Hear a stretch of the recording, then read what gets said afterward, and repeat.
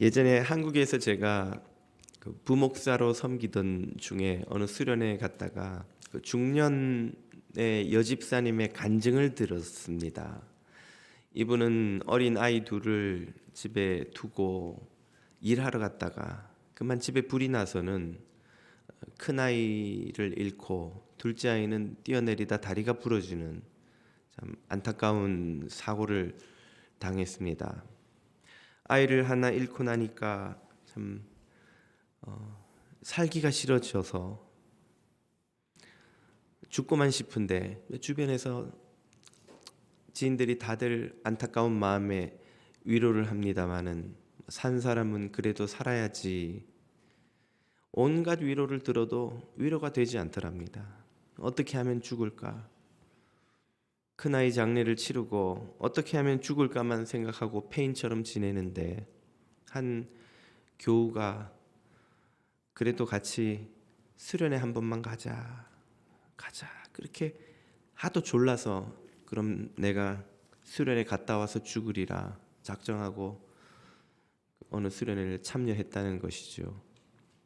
거기서 기가 막히게도 집에 불이 나서 두 아이를 다 잃었다는 권사님을 만난 겁니다. 나는 하나만 잃어도 못 살겠는데 권사님은 둘 다 잃고 어떻게 사셨어요? 그리고는 둘이 부둥켜 안고 펑펑 통곡을 하면서 울었습니다. 그렇게 울고 그 권사님의 이야기를 듣고 나니까 처음으로 마음에 위로가 되더래요. 이 권사님도 사는데 이분은 둘 다 잃고도 사는데 내가 나에겐 한 아이가 남아있지 않는가? 그 아이를 위해서라도 살아야겠구나. 그 생각이 그제서야 들더라는 겁니다. 그 여집사님의 간증을 들으면서 제 마음에 드는 생각이 우리가 다른 사람을 위로하는데 얼마나 참 위로할 능력이 우리에게 없는가.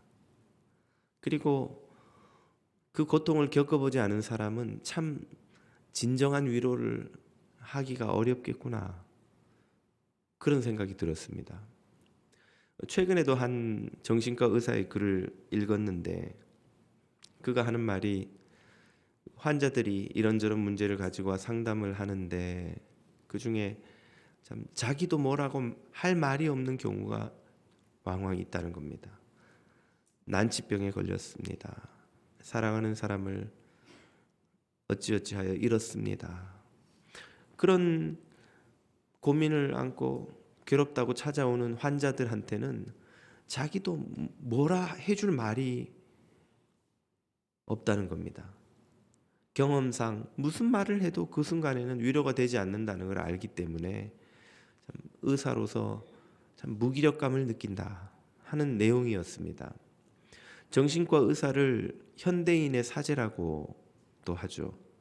고대, 중세 종교의 사제들이 했던 역할을 오늘날 현대인들에겐 정신과 의사가 한다는 말입니다. 의사에게 찾아가서 상담하고 위로를 얻고 이런저런 도움을 얻는데 그 의사조차도 인간의 한계 상황 앞에서는 그 어떤 말도 위로가 될 수 없다는 사실을 안다는 거예요. 인간에게서 진정한 위로가 나올 수 있는가? 더 나아가 세상에서 우리는 진정한 위로를 얻을 수가 있는가? 우리는 참 위로가 필요한 시대를 살아갑니다. 모두가 지치고 힘들어요. 팬데믹을 3년이나 겪고 이제 겨우 좀 터널을 빠져나가는가 싶지만 세계적인 경제 위기로 이상기후로 모두가 어려움을 겪습니다. 전쟁은 끝날 줄을 모르고 세계 곳곳에서 들려오는 온갖 재난의 소식에 더해서 우리 개개인의 삶도 이런 문제 저런 문제로 힘들고 고단하기 짝이 없습니다. 그 어느 때보다도 위로가 필요한 시대인 것은 틀림없는데 그 위로가 도대체 어디에서 올 수 있는 걸까요? 우리는 어디에서 위로를 얻을 수 있습니까?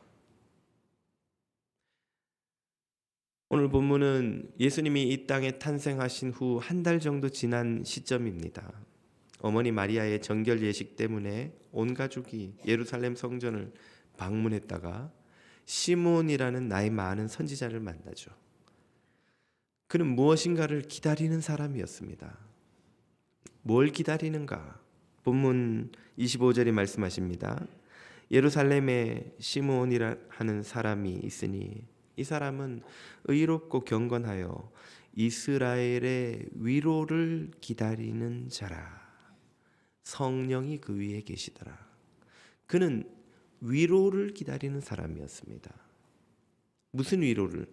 이스라엘의 위로를. 이스라엘이 위로가 필요하다는 거예요. 도대체 이스라엘에는 어떤 위로가 필요할까? 이스라엘이 왜 위로를 필요로 하는가? 신약의 모든 말씀은 구약의 배경을 가지고 있습니다. 이 말씀도 구약 이사야 선지자의 선포를 배경으로 하죠. 이사야서 40장 1, 2절입니다. 너희 하나님이 이르시되 너희는 위로하라. 내 백성을 위로하라. 하나님의 백성에게 위로가 필요하다는 거예요. 무슨 위로입니까? 2절 너희는 예루살렘의 마음에 닿도록 말하며 그것에게 외치라. 이제 위로가 나옵니다. 그 위로는 노역의 때가 끝났다는 거예요. 노예로서 고된 노역을 해온 그 시절이 이제는 끝났다는 것이죠. 왜? 그들을 노역의 시절로 내다몬 죄악이 사함을 받았기 때문에, 죄악이 사함을 받아 그 죄악의 결과로 그들이 당해야 했던 모든 노역의 때가 이제는 끝났다. 이것이 이스라엘의 위로입니다. 도대체 이스라엘에게는 무슨 노역이 있었고 그것이 어떻게 끝났다는 말입니까? 그것이 왜 위로가 되나요? 이스라엘이 노역에서 벗어난 첫 번째 경험은 바로 우리가 잘 아는 애굽에서의 430년간의 노예 시절입니다. 이스라엘이 애굽에서 노예가 되어서 430년을 보낸 후 모세를 통해 비로소 출애굽하여 가나안에 들어가죠. 이 애굽에서의 노역이 끝났다. 이게 이스라엘이 경험한 첫 번째 큰 위로입니다. 노예의 시절이 끝났다. 얼마나 그것이 큰 위로인가. 두 번째 위로는 그들이 바벨론에서 70년간 포로로 살던 시절이죠. 바벨론의 침공으로 예루살렘이 망하고 이스라엘 백성들이 바벨론의 포로로 끌려갔다가 70년 만에 포로 귀환령을 듣고는 포로로 자유민으로 돌아옵니다. 그래서 예루살렘에 돌아와 다시 성벽과 성전을 건설하고 새 삶의 소망을 품고 시작하죠. 이것이 두 번째 그들이 경험한 노역이 끝난 사건입니다. 이게 또 그들에게는 엄청난 위로였죠.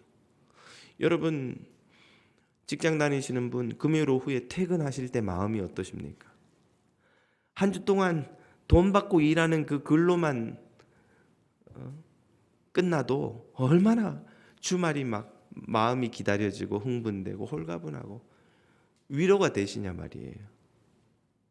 하루 종일 고단한 일과를 끝내고 집으로 돌아갈 때 마음이 홀가분하고 편안한 위로가 있죠. 돈 받고 일하는 것도 끝나면 이렇게 마음에 위로가 되는데 남의 노예가 되어 원치 않는 일을 죽도록 매질당해가며 욕먹어가며 모멸감을 겪으며 죽지 못해 하는 그 노역의 때가 끝났다. 얼마나 큰 위로이겠습니까? 이스라엘이 그런 위로를 애굽에서 해방될 때, 바벨론에서 해방될 때 이미 받은 거예요. 그런데 지금 이 시점에 이스라엘은 또다시 그 위로가 필요해졌습니다. 왜입니까? 로마의 압제 아래 놓여 있기 때문이죠. 로마의 통치는 가혹했습니다. 얼마 되지 않는 수확물로 혹은 수입으로 살아가는 민중들에게 로마 정부와 정치 종교 지도자들로부터 가혹한 세금 수탈이 있었고, 수시로 병에 걸려 수시로 아이들이 죽어가 수시로 가족들을 잃어야 했고, 조금이라도 불만을 표하거나 그들의 말을 듣지 않았다간 가혹한 매질과 채찍질, 심지어 죽음도 불사하는, 무릅쓰는 그런 고통스러운 삶이 이스라엘에게 또다시 주어진 거예요. 이스라엘은 지금 세 번째 위로를 간절히 기다립니다. 로마의 압제로부터 해방되기를 그들은 기다리고 있는 겁니다. 시므온이 기다리는 이스라엘의 위로가 바로 이것입니다. 시므온은 그 압제를 끝내고 모세가 그리했던 것처럼 이스라엘을 해방시켜 주실 메시아를 기다리고 있는 거예요. 시므온은 바로 그 메시아의 모습을 마리아와 요셉이 품 안고 온 어린 아기 예수에게서 본 것입니다. 이 아기야말로 우리 민족을 이 압제로부터 해방시켜 줄 메시아이리라. 성령이 그 위에 계셔서 세례 요한이 예수님을 알아본 것처럼 시므온도 아기 예수님을 알아본 거예요.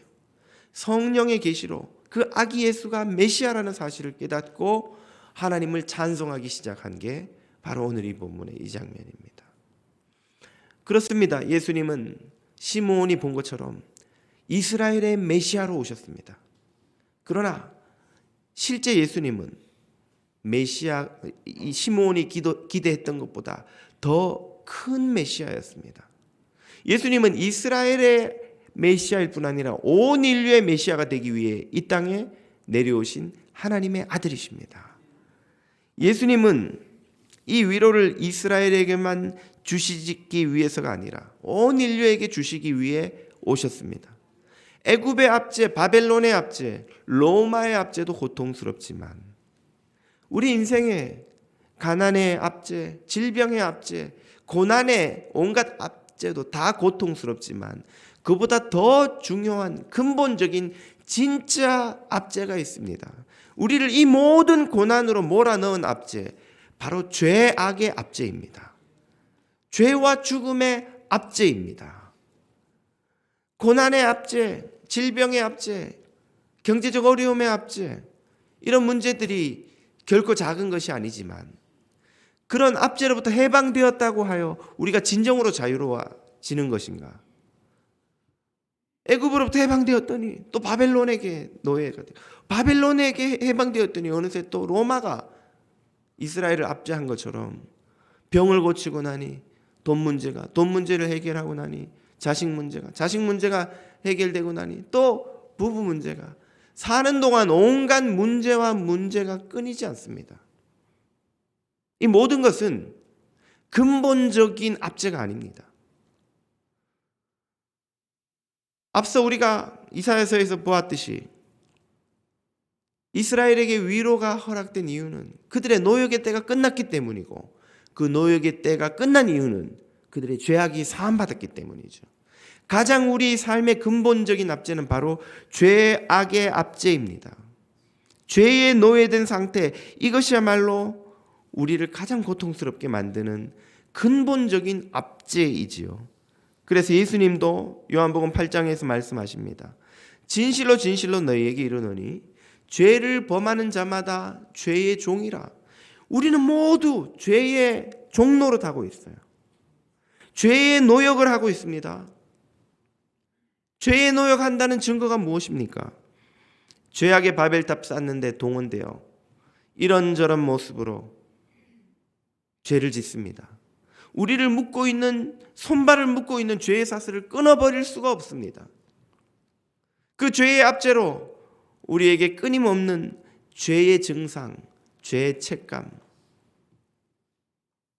비하감, 패배감, 불안, 근심, 두려움, 교만, 허영, 자기과시, 온갖 종류의 죄의 채찍에 맞아 상처나고 피와 고름이 흘러내리는 영혼의 생채기를 가득 안고 우리는 매일매일 살아갑니다. 그리고는 마침내 그 죄값으로 말미암아 영원한 멸망의 구렁텅이로 내던져질 운명을 살아가는 것이죠. 이런 상황을 벗어날 길이 없는 인간의 운명에 대해서 사도 바울은 이렇게 탄식한 적이 있습니다. 오호라 나는 곤고한 사람이로다. 이 사망의 몸에서 누가 나를 건져내랴. 우리는 이 사망의 몸에 갇혀 살아가는 거예요. 이 육신이 늙고 병들고 마침내 사망하는 몸에서 살아가고, 우리의 영혼이 죄악의 노역을 치르며 온갖 죄의 고통 속에서 살아가고, 그 운명에서 벗어나지 못하는 것이 오늘 우리 모두의 모습입니다. 이 죄악의 노역에서 누가 나를 건져내랴 하는 탄식을 사도 바울만이 하는 것이 아니죠. 오늘 저와 여러분이 모두 이 탄식을 하고 있지 않습니까? 이런 저와 여러분을 이스라엘뿐 아니라 온 인류가 겪는 죄악의 이 노역으로부터 우리를 해방시켜주러 이 땅에 오신 분이 바로 이 성탄의 주인 예수 그리스도이십니다. 예수님께서 우리가 겪는 모든 죄의 노역을 당신이 대신 다 겪으시고, 마침내는 십자가에서 우리 모든 죄값을 다 치르시고 죽으심으로 세상이 줄 수 없는 죄로부터의 승리, 참 소망, 참 위로를 주시는 주님이신 줄 믿습니다. 주님은 우리의 죄값을 치르심으로 죄의 사슬을 끊어버리셨습니다. 우리의 죄의 노역을 끝내셨습니다. 우리의 죄악을 다 사함받게 하셨기 때문입니다. 그러므로 이 예수님이 주시는 소망은 세상이 줄 수 없는 소망이요, 예수님이 주시는 이 위로는 세상이 줄 수 없는 위로인 줄 믿으시기를 축복합니다. 세상의 위로가 왜 공허합니까? 이 죄악의 문제를 해결할 수 없기 때문이에요. 이 죄에 노역하는 운명을 벗어나게 할 수 없기 때문입니다. 마음은 원하지만, 위로하고 싶지만, 안타깝지만, 공감하고 싶지만 아무도 우리의 고통을 똑같이 공감해 줄 수 없습니다. 아무도 우리의 고통을 끝내줄 수 없습니다.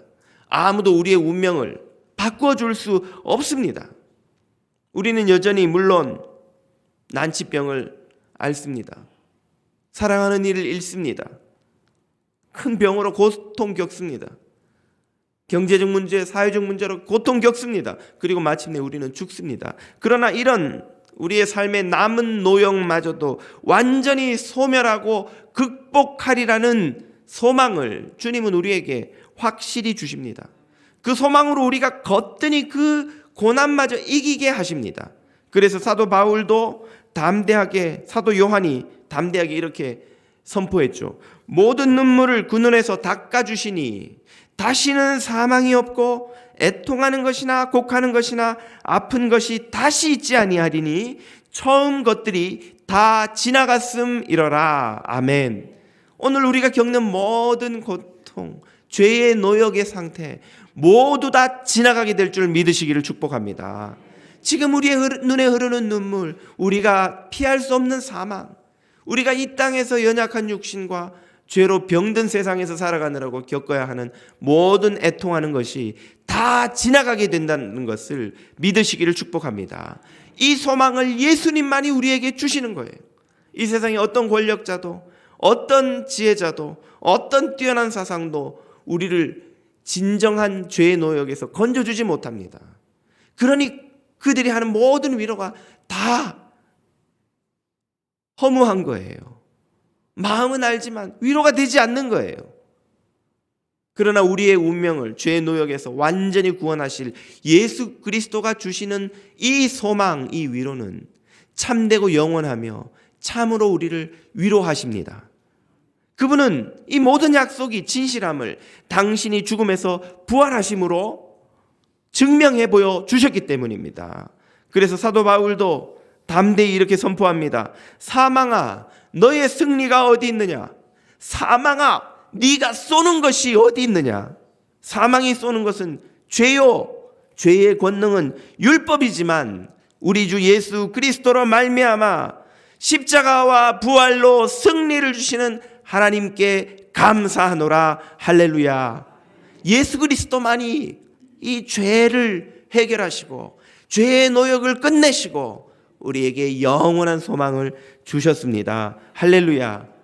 그러므로 그 예수 그리스도의 소망을 붙드는 이는 이 모든 죽음의 운명을 깨뜨리고 마침내 부활하게 될 것입니다.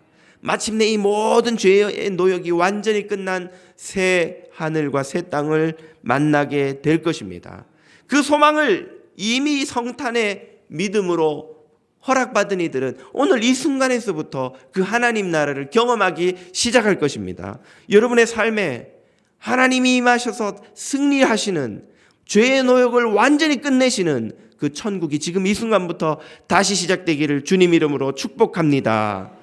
그러므로 예수님이야말로 이 성탄절에 우리가 받을 수 있는 최고의 선물 중에 선물인 것을 여러분 믿고 찬양하시기 바랍니다.